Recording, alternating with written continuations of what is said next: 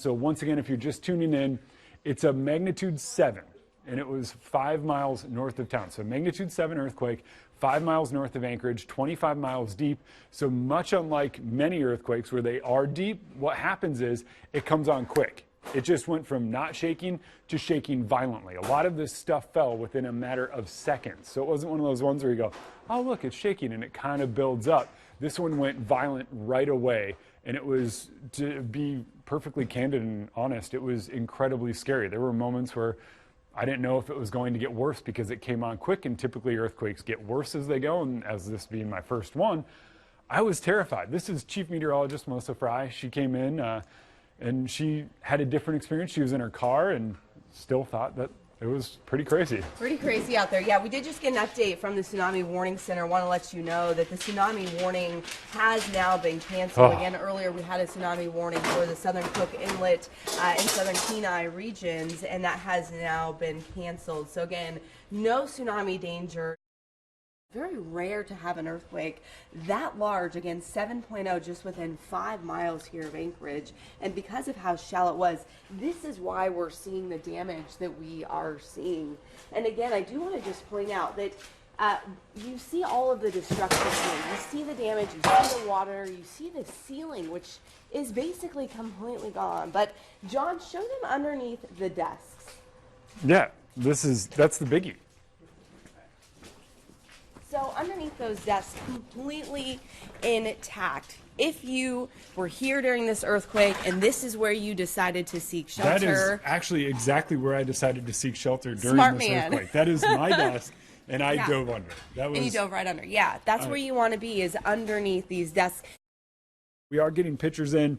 One of, that looks like the Glen. This is the Glen. I don't know, John, if you're able to show this. I think that's where we have the Glen that was...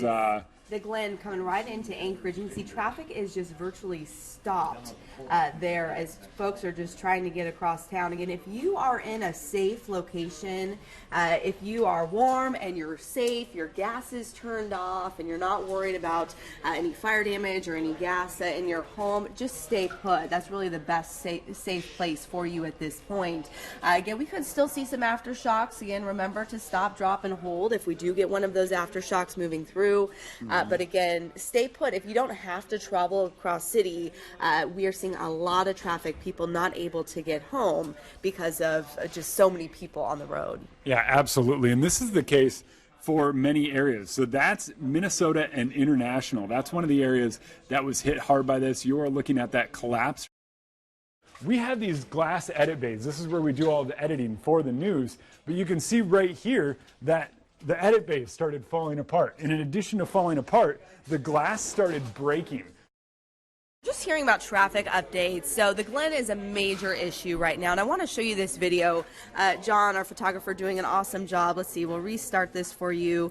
Nice to have this cell phone technology. So this is the Glen Highway showing an ambulance trying to get through that gridlock traffic, and it's having a difficult time doing so. So if you can stay off the roads, please do so to allow not only emergency vehicles to get through, but people just to get to where they're going. Again, if you're in a safe spot, your gas is turned off in your home, there's no immediate threat in your home, even if the power's out, that is still the safest place for you. Again, ASD is doing a great job to keep your kids safe. If you can't get to them, I imagine that's what a lot of people are trying to get from where they were at work to where their kids are at school. Know that they are busing them to a safe location, either at the nearby fire department or high school. We are doing everything. John, gotta go.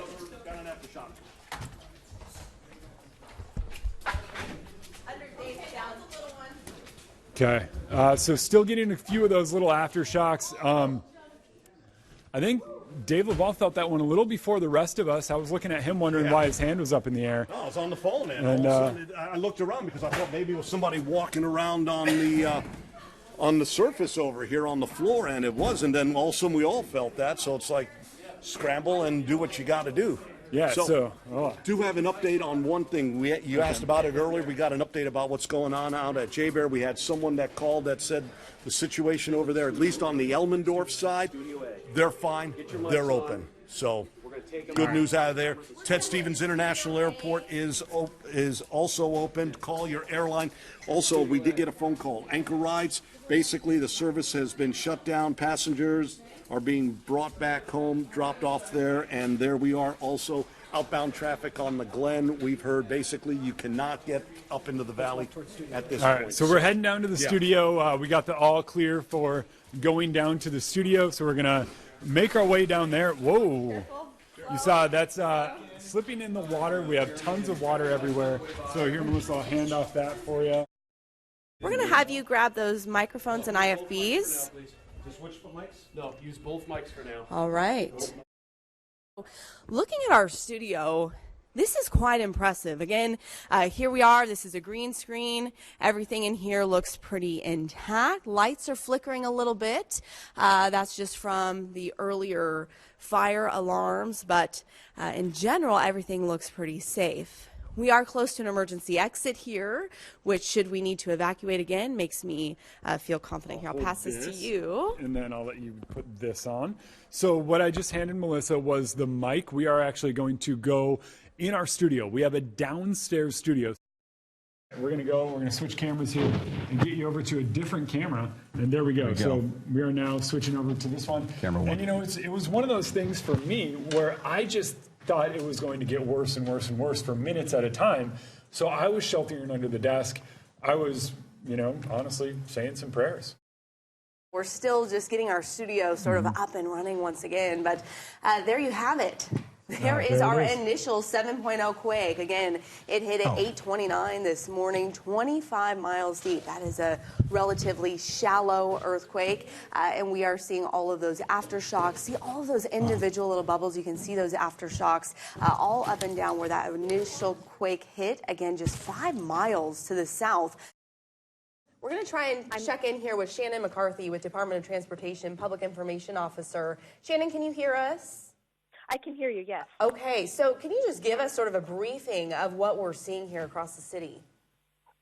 Well, we do have damage to all of our Priority 1 roads. So we have damage on the Glen reported, we have damage on the Seward reported, and on Minnesota Drive. Okay, so we've had reports of damage to an overpass on the Glen. Can you verify or let us know if that's correct? That is correct. From what I understand, it's the southbound Glen. I believe we have an outage map that so we here can we let you know go. about. Take a look at that. This is the outage map. You're getting a lot of those reports. We are getting some information from Anchorage Police Department. Our reporter, Heather Hensey, is there with APD. We are going to listen in. This is Mayor Berkowitz.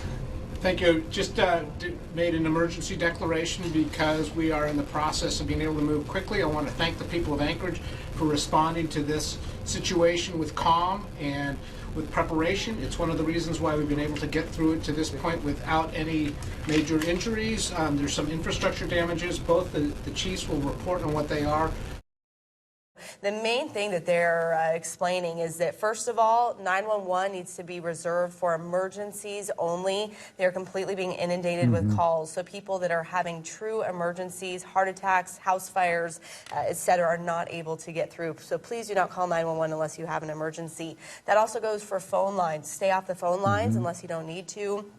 They recommended texting as an easier way to get through and have a better confidence in getting connected to who you need to.